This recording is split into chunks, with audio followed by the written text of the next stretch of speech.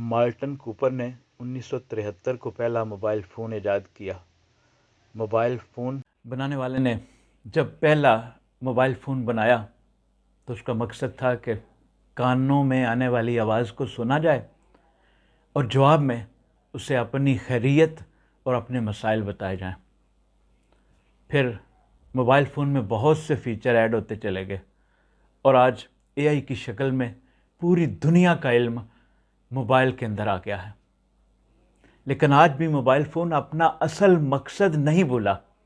آج بھی جب فون کال آتی ہے تو یہ اپنے سارے کام کاج چھوڑ کر کال کو سننے کی پوزیشن میں چلا جاتا ہے۔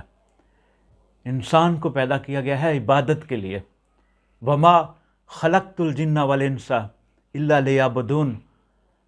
عبادت کے اس تقاضے کے تحت 5 وقت ایک مسلمان کو اپنے کریٹر کی طرف سے ایک کال موصول ہوتی ہے، تو یہ اپنے سارے کام کاج چھوڑ کر اپنے اصل مقصد کی طرف کیوں متوجہ نہیں ہوتا؟